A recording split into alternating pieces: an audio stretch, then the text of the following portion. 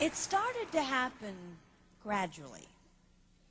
I would walk into a room and say something, and no one would notice.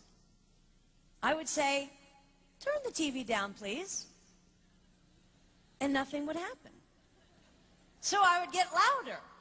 "Turn the TV down, please."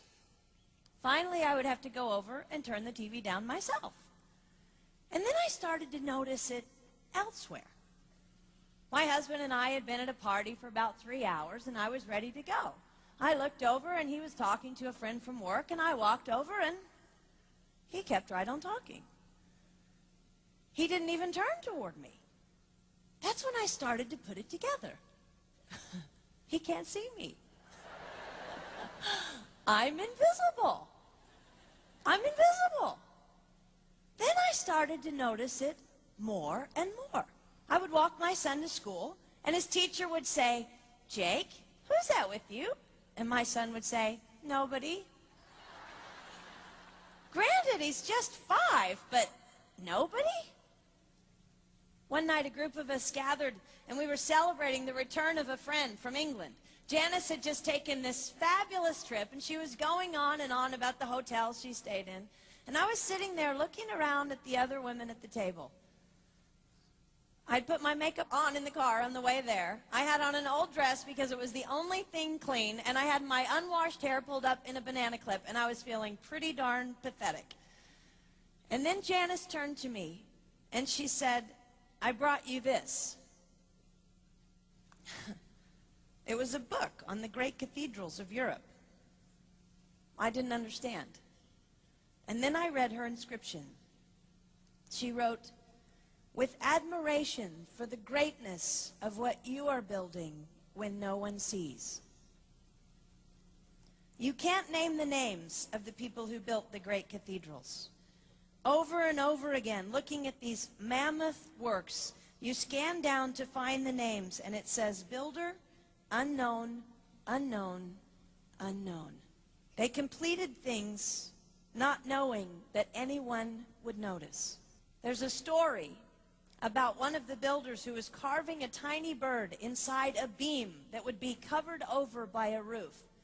And someone came up to him and said, "Why are you spending so much time on something no one will ever see?" And it's reported that the builder replied, "Because God sees." They trusted that God saw everything. They gave their whole lives for a work, a mammoth work, they would never see finished. They showed up day after day. Some of these cathedrals took over 100 years to build. That was more than one working man's lifetime. Day after day. And they made personal sacrifices for no credit. Showing up at a job they would never see finished, for a building their name would never be on. One writer even goes so far as to say no great cathedrals will ever be built again because so few people are willing to sacrifice to that degree. I closed the book, and it was as if I heard God say, I see you. You are not invisible to me. No sacrifice is too small for me to notice. I see every cupcake baked, every sequin sewn on, and I smile over everyone. I see every tear of disappointment when things don't go the way you want them to go. But remember, you are building a great cathedral. It will not be finished in your lifetime, and sadly, you will never get to live there. But if you build it well, I will. At times, my invisibility has felt like an affliction to me. But it is not a disease that is erasing my life. It is the cure for the disease of self-centeredness. It is the antidote to my own pride. It's okay that they don't see. It's okay that they don't know. I don't want my son to tell the friend he's bringing home from college, you're not going to believe what my mom does. She gets up at 4 in the morning and she bakes pies and hand bakes a turkey and she presses all the linens.